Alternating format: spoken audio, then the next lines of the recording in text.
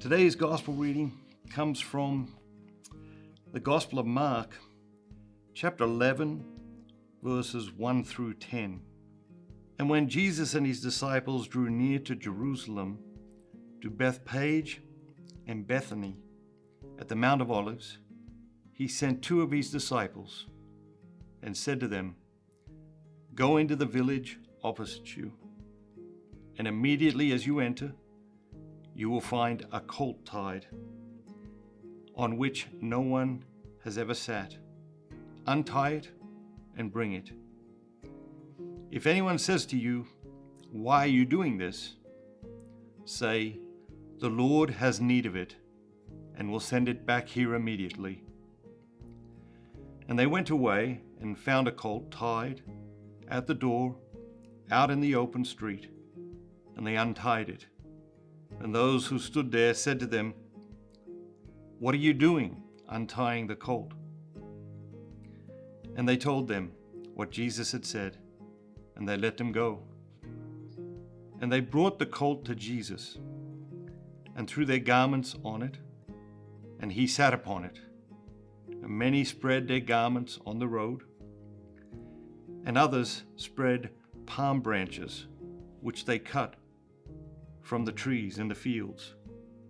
And those who went before and those who followed cried out, "Hosanna!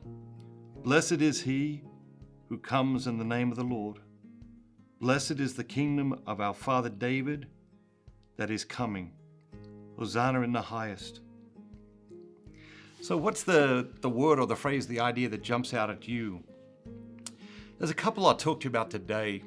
The first one is that these people who are cheering Jesus on, these people who are laying down their garments and their palm branches, these are the same people who are standing along the way of the cross on Friday when Jesus is carrying his cross, when Jesus is suffering. And the reality is that we need to learn to see ourselves in those people. We need to learn to see ourselves and our ability to be very courageous in living out our faith, and also very cowardly in not living out our faith.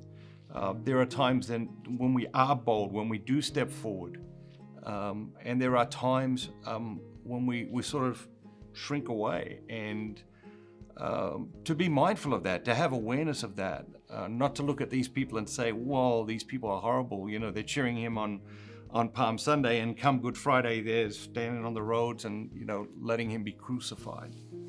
That's the first thing. But the thing I really want to hone in on today is the second last line, where it says, "The people surrounding Jesus cried out, 'Hosanna! Blessed is he who comes in the name of the Lord.'" I think that we want to be blessed, right? We want our lives to be filled with blessings. We want God to bless us. We want his grace and blessings to flow abundantly on us and on the people around us and on the people we love and care about. And really there's a formula here that I think it's easy to overlook. And what does it say? It says, "Hosanna, blessed is he who comes in the name of the Lord." Now, if you reverse that, what do you discover? You discover that he who comes in the name of the Lord is blessed. Okay, it's a cause and effect relationship between those two things. And so the question is, are we coming in the name of the Lord? When we show up into a room, when we show up into an organization, when we show up into a project, when we show up into a relationship, are we coming in the name of the Lord? Because blessed is he who comes in the name of the Lord. And if we come in the name of the Lord, we will be blessed. It is a cause and effect relationship. It's like a little equation. It's beautiful, really, when you delve into it and you start to think about it, because I think we can all look at times in our lives when we realize, okay, I came in the name of the Lord, and there were great blessings surrounding that. And I think we can all look at our lives and say, there were times when I came in the name of myself, and maybe things didn't go so well, because blessed is he or she who comes in the name of the Lord. And so as we go into our day today, let's ask ourselves, Am I coming in the name of the Lord, or am I coming in my own name? Have a great day. Have an amazing day. Remember, don't just be yourself. Be the very best version of yourself, all that God created you to be.